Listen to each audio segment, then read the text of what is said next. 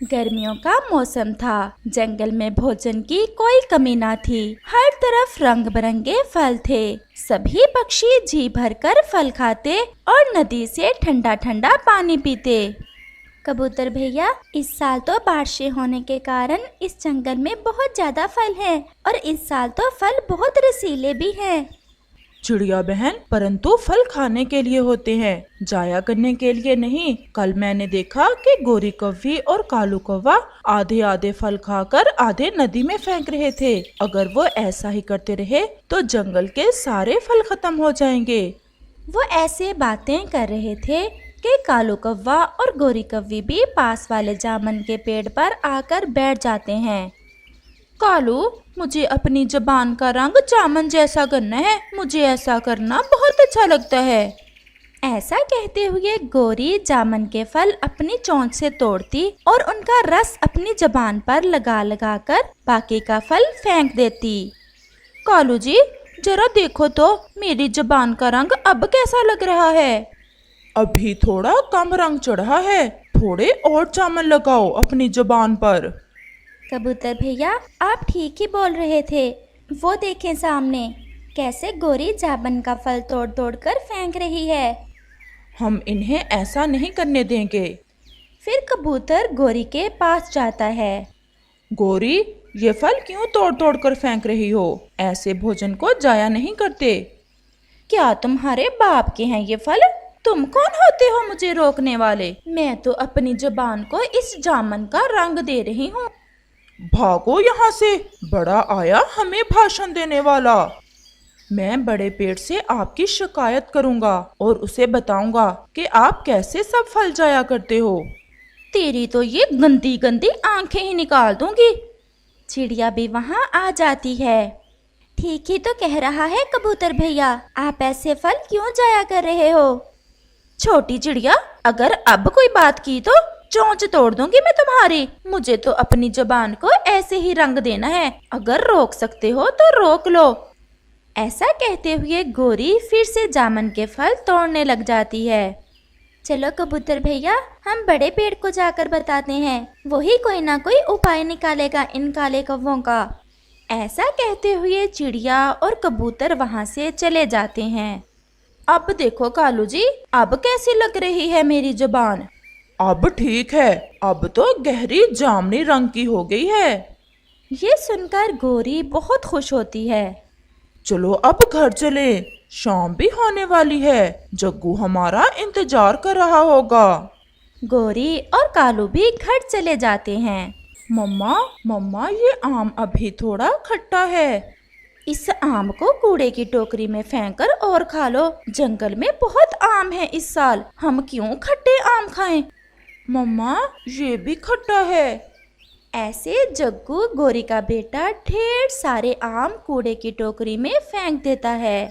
बड़े पेड़ जी, आप पेड़ इतनी मेहनत से अपना रस जमा करके हमारे लिए फल बनाते हो। हमें अच्छे से पता है कि आप पेड़ ही हमारा जीवन हो।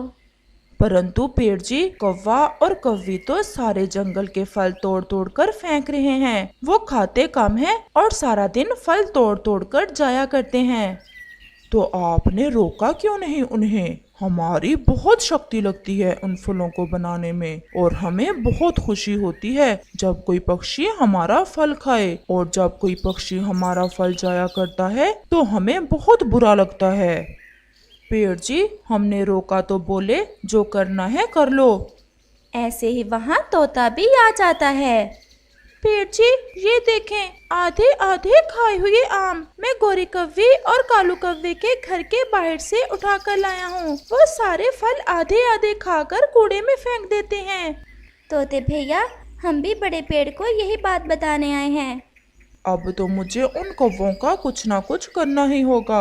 आप सबका बहुत बहुत धन्यवाद जो आपने मुझे ये बात बताई। अब आप जाएं, कल से कौवे भूखे मरेंगे। अब मैं देखता हूँ कि वो कैसे हमारे फल जाया करते हैं। फिर वो सब वहाँ से चले जाते हैं। दूसरे रोज गोरी कौवी कालू से कहती है, कालू जी, चिड़िया के घर के पास जो आम का पेड़ है, आज वहाँ से आम तोड़ तोड़ कर हम नदी में फेंक देंगे ताकि चिड़िया को खाने के लिए कोई आम ना मिले। और सारे के सारे जामुन भी तोड़ देंगे। ऐसे कौवा और कौवी वहाँ से उड़ते हैं। वो चिड़िया के घर के पास जाकर आम के पेड़ पर बैठ जाते हैं। मुझे तो भूख बहुत जोर की लगी हुई है, पहले एक आम खा लेते हैं, फिर सारे आम तोड़ तोड़ कर नदी में गिरा देंगे। ऐसा कहते हुए कौवा और कौवी जैसे ही आम खाने लगते हैं तो वो आम का पेड़ जोर जोर से हिलने लग जाता है। कौवा और कौवी पेड़ से नीचे गिर जाते हैं। अरे अरे कालू जी, ये क्या हो गया है इस पेड़ को? ये हमें आम क्यों नहीं खाने देता? गोरी, बाकी के पेड़ तो शांत खड़े हैं, क्या इसी पेड़ ने हिलना था? चलो हम किसी और पेड़ से आम खाते हैं। फिर वो दोनों पास वाले पेड़ पर चले जाते हैं। वहाँ तो अभी बैठे ही थे कि वो पेड़ भी हिलना शुरू कर देता है। पेड़ तो ऐसे हिल रहा था जैसे तेज तूफान हो।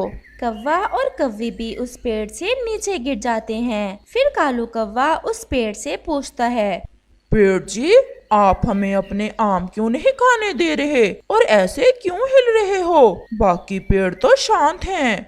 इस पर पेड़ उनसे कहता है, ये बड़े पेड़ का आदेश है कि कौवे और कौवी को कोई भी पेड़ अपना फल ना खाने दे। क्यों? हमने क्या किया है? आप हमारे फल जाया करते हो। क्या तुम जानते नहीं हो कि हम पेड़ फल बनाने के लिए कितनी मेहनत करते हैं, खुद प्यासे रहते हैं और अपने पानी से फलों में रस बनाते हैं, और तुम कौवे हमारे फल तोड़ तोड़ कर फेंक देते हो। कालू जी, छोड़ो इस आम के पेड़ को, चलो हम जामुन के पेड़ पर जाते हैं। फिर वो दोनों वहाँ से उड़ते हैं और थोड़ी दूर जामुन के पेड़ पर चले जाते हैं। उतर नीचे उतरो और भाग जाओ यहाँ से। मैं कल ही चुप रहा क्योंकि कल तक बड़े पेड़ का आदेश नहीं आया था। अब अगर तुमने मेरा एक भी फल तोड़ा तो मैं तुम्हें नीचे गिरा दूंगा। पेड़ जी, हम सुबह से भूखे हैं, चलो 2-4 जामुन ही खा लेने दो। हम वचन देते हैं कि हम केवल 2-4 जामुन ही खाएंगे। कल जब चिड़िया और कबूतर ने तुम्हें रोका था तो क्यों नहीं रुके तुम दोनों? अब भाग जाओ यहाँ से। फिर कौवा और कौवी भूखे ही वापस घर लौट जाते हैं। पास ही बैठे चिड़िया, तोता और कबूतर सब देख रहे थे। अब भूख से मरेंगे तो फिर पता चलेगा इन कौवों को कि फल जाया नहीं करते। अब सजा मिली है काले कौवे और कौवी को, कल तो हमसे लड़ाई शुरू कर दी थी। मम्मा मम्मा, आप ऐसे ही लौट आए? मुझे बहुत भूख लगी है, फल नहीं लाए आप मेरे लिए? जग्गू, वो ढेर सारे आम कहाँ हैं जो मैं कल लाई थी? मम्मा, वो तो मैंने आधे आधे खाकर कूड़े की टोकरी में फेंक दिए थे। आपने ही तो कहा था कि जंगल में फल ढेर सारे हैं। कालू जी, मैं तो भूख से मर रही हूँ। अब बड़ा पेड़ ही हमें माफ करे तो फिर ही हमें खाने को कुछ मिलेगा। तो फिर चलो हम बड़े पेड़ से जाकर माफी मांगते हैं। बड़े पेड़ जी, आज तो कौवा और कौवी सुबह से ही भूखे हैं और मारे मारे फिर रहे हैं कुछ खाने के लिए। अब कोई भी पेड़ उन्हें अपना फल खाने नहीं देगा। ऐसे ही वहाँ कौवा और कौवी भी आ जाते हैं। बड़े पेड़ जी, हम शर्मिंदा हैं, हमारा बेटा जग्गू सुबह से भूखा है और हमने भी कुछ नहीं खाया, हमें माफ कर दें। हम वचन देते हैं हम फिर कभी फल जाया नहीं करेंगे। पेड़ जी, ये गोरी जामुन तोड़ तोड़ कर अपनी जबान को रंग भी देती थी। कबूतर, हमसे भूल हो गई, हमें आप सब भी माफ कर दें। चिड़िया, लग रहा है कि अब कौवे और कौवी का दिमाग ठीक हो गया है।